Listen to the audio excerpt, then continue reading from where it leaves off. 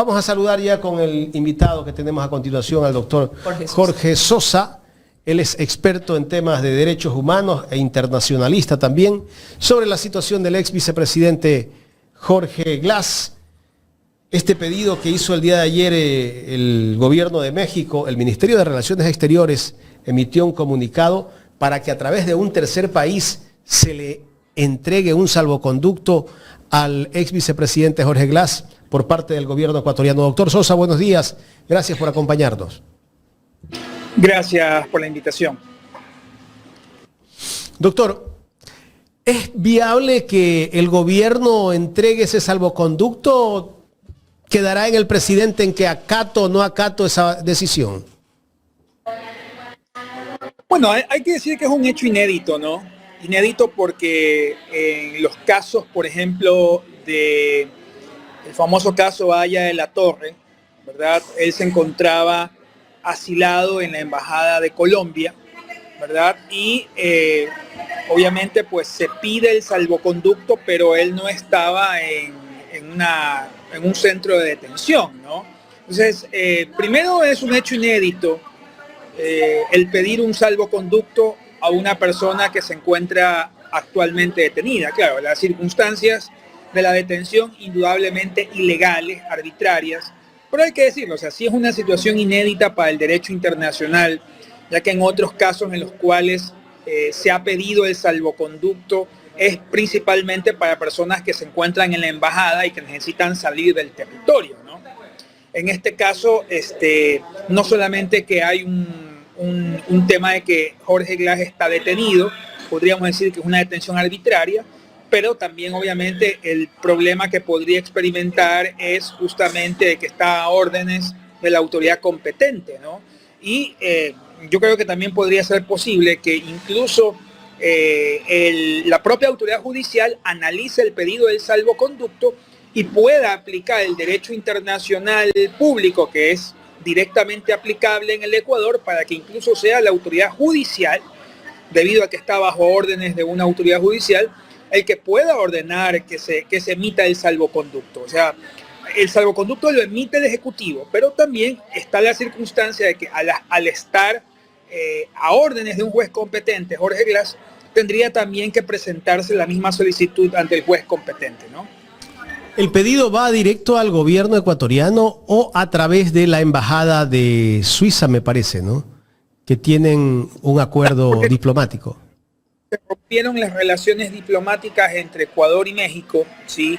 Entonces, en este caso, Suiza es el país, podríamos decir, garante o el que representa los intereses del Estado mexicano. En este caso sería la embajada suiza la que en teoría debería presentar a través de algún oficio, ¿sí? La voluntad del gobierno mexicano, ¿sí? Y solicitar obviamente al Estado ecuatoriano que emita el salvoconducto. Técnicamente el Estado ecuatoriano, el Ejecutivo, podría también someter el mismo pedido ante el juez competente a órdenes de cual está sometida la detención Jorge Glas, y obviamente también pedir la autorización, que en mi criterio es un tema inédito, pero en mi criterio ese sería el procedimiento, ¿no? Ahora, ¿por qué México recién hace ese pedido? Habría que preguntar al Estado mexicano por qué recién hace el pedido. Tal vez ha visto la situación calamitosa de Jorge Glas, la situación humanitaria, ¿verdad? No ha perdido la calidad de asilado. Eso es importante porque México lo sigue reconociendo como asilado, es decir, que sigue bajo un estatus de protección del derecho internacional público, y siendo que se encuentra bajo la protección del derecho internacional público y la Convención de Viena, la Convención de Caracas, ¿sí? No hay ningún impedimento para solicitar el salvoconducto bajo esas circunstancias. No entiendo por qué recién México lo hace actualmente, pero es posible, está dentro de los parámetros propios de lo que es la Convención de Caracas y lo que es la Convención de Viena, ¿no? Doctor Jorge Sosa, antes de que venga mi compañera Carla Aro, que también tiene inquietudes, ¿podría empezar desde aquí, desde este momento que México está pidiendo ese salvoconducto, intentar de pronto el gobierno ecuatoriano restablecer las relaciones con México al conceder el salvoconducto? No, el restablecimiento de relaciones diplomáticas es una cuestión de voluntad, ¿sí? Es una cuestión de soberanía, en este caso de dos países, ¿no? Si hay la voluntad de los dos países de restablecer las relaciones consulares, diplomáticas, ¿sí? Eso se puede hacer en 1 o 2 semanas, eso no hay ningún impedimento porque el proceso ante la Corte Internacional de Justicia es un proceso completamente independiente de que continúen o no continúen las relaciones diplomáticas entre los dos países, ¿no? Y es una cuestión de voluntad política de los dos países. No obstante, creo yo que México siempre va a poner como condición que Ecuador reconozca que efectivamente violentó tratados internacionales, violentó el derecho internacional público, ¿sí? Me parece que es completamente lógico que México solicite una disculpa pública por parte del Estado ecuatoriano antes de llegar a un restablecimiento de relaciones, ¿no? Dada la magnitud de lo que pasó, ¿sí? Yo creo, mi criterio es que México no restablecería ninguna relación si no es sobre la base del reconocimiento de que hubieran violaciones, obviamente, al derecho internacional público. Doctor Sosa, buenos días. Carla Aro le saluda. Pero ¿no podríamos ver esto como una iniciativa de México un poco para restablecer relaciones, el de por un intermediario decir, bueno, denle el salvoconducto a Jorge Glass? Puede ser que esto sea como una forma de decirle, Ecuador, estoy dispuesto una vez más, ¿qué te parece si lo conversamos? No creo yo que el solicitar un salvoconducto, yo lo veo como una manera de iniciar nuevamente las relaciones debido a la situación frontal en contra de cualquier tipo de salida de la Jorge posición Glass. del Ecuador, y el Ecuador ha manifestado en muchas ocasiones que no. Así es, o sea, no lo veo yo como un inicio de restablecimiento de nada, más bien yo creo que es un reconocimiento de México, es bueno para la defensa de Jorge Glass de que él sigue siendo para el Estado mexicano asilado, y a lo mejor lo que no hizo en su momento lo está haciendo actualmente, que es solicitar el salvoconducto, obviamente, de una persona que lo considera protegido bajo el derecho internacional público, ¿no? Pero pensar de que esto podría ser el inicio para el restablecimiento de relaciones con México, lo veo muy complicado porque la situación de Ecuador se ha manifestado contrario completamente a cualquier tipo de salida sobre el tema de Jorge Glass, ¿no? En el caso de que obviamente Ecuador se niegue, que es lo que la mayoría creemos, ¿no? Que en base a las condiciones, pues Ecuador se va a negar. ¿Hay alguna otra salida internacional para esta persecución, para esto que vive Jorge Glass? Bueno, como el tema también ha sido planteado judicialmente, también pueden activarse mecanismos judiciales, ¿no? Volver a presentar un habeas corpus sobre la base del mismo salvoconducto, ¿sí? Para que sea un juez el que analice si es procedente el salvoconducto, porque esto también está a nivel judicial. Yo creo que podría presentarse también un mecanismo judicial como el habeas corpus. Podría también México solicitar en la demanda que ha presentado contra Ecuador, ¿sí? Incluir dentro de los pedidos, ¿sí? El salvoconducto de Jorge Glass. Lo podría hacer, no lo ha hecho hasta la actualidad, pero también podría incluir también el pedido dentro de la demanda que ha presentado Ecuador contra México, ¿no? Esas son las opciones. Explorar la posibilidad de una medida cautelar ante la Comisión Interamericana de Derechos Humanos, porque es un asunto también de convenciones internacionales que forman parte también de alguna manera del acervo del derecho internacional público, y que de alguna manera la Comisión Interamericana y la Corte ha reconocido el asilo como un derecho humano en una opinión consultiva que le solicitó el propio Estado ecuatoriano. Esas podrían ser posibilidades, que se someta también el pedido ante la Corte Internacional o que se pida una medida cautelar específica a la Comisión Interamericana de Derechos Humanos, sin perjuicio de que se plantee o se podría plantear un habeas corpus en el plano ecuatoriano. Sin duda alguna que sí.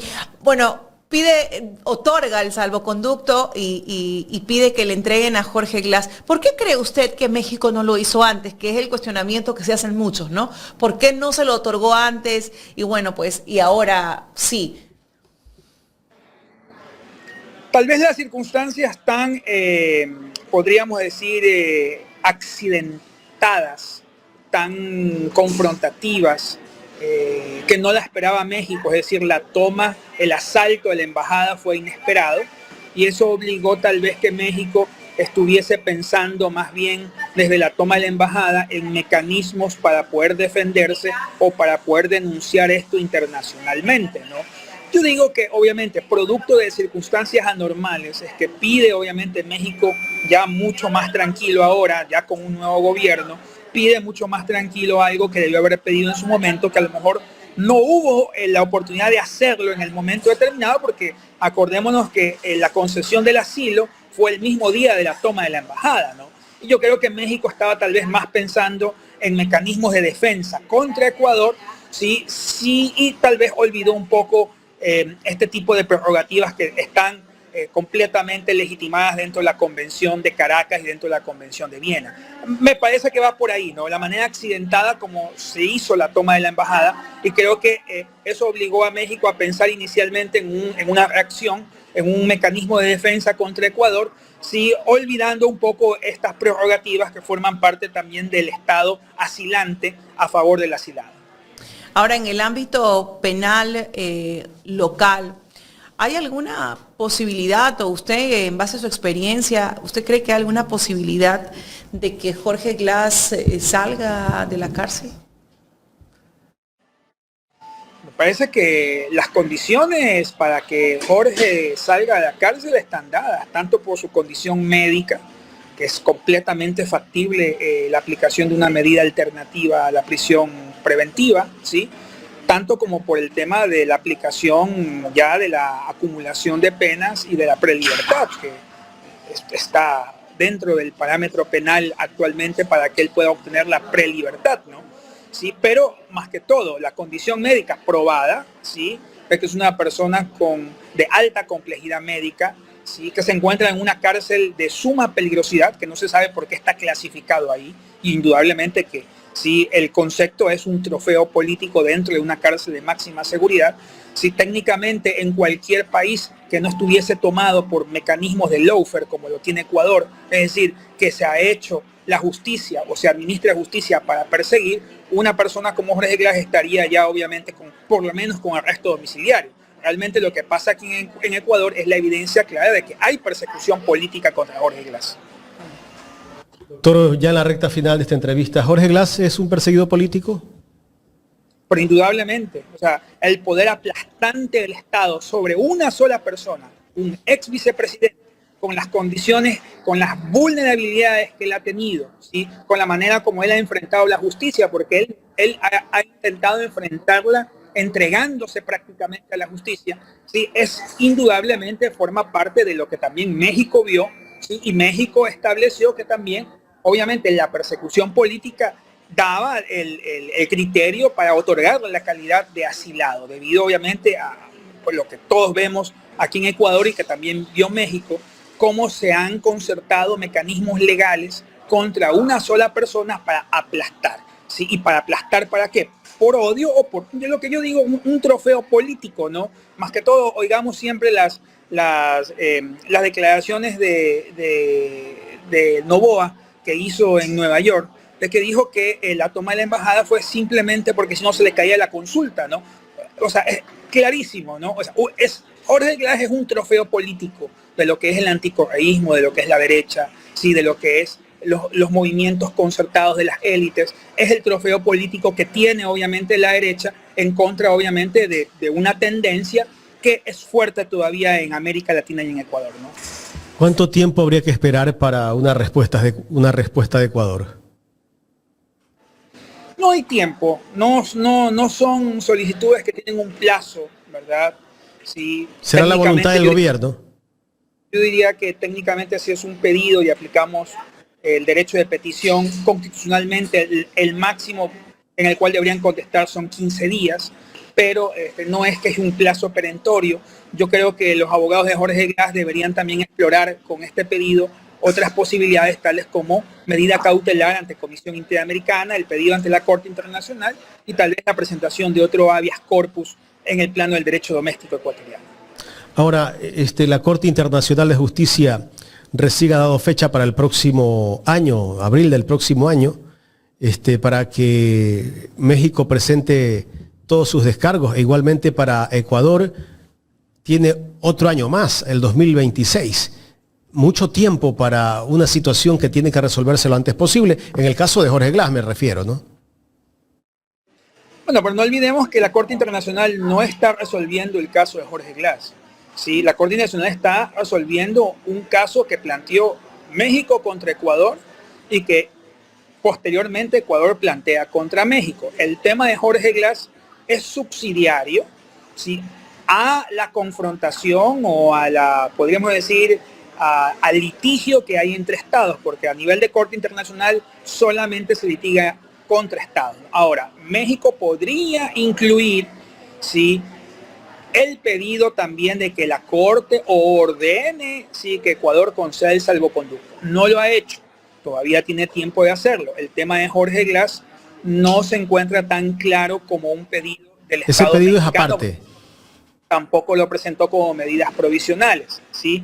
Lo puede hacer como un incidente dentro de la demanda que ha presentado México contra Ecuador, pero tiene que hacerlo ya, es decir, solicitar que dentro de la sentencia también se declare si el estado de asilado, obviamente, de Jorge Glass, su condición, y que se ordene, y como sentencia se ordena al Estado ecuatoriano que se conceda el salvoconducto. Pero eso va a demorar, o sea, es decir, una situación que si vamos a esperar la sentencia de la Corte Internacional, porque ya las medidas provisionales ya se acabaron, esto podría estar esperando hasta el próximo año, ¿no? Doctor, ya finalmente, ¿cuáles podrían ser las sanciones para el Ecuador en caso de que México gane ese juicio ante la Corte Internacional de Justicia?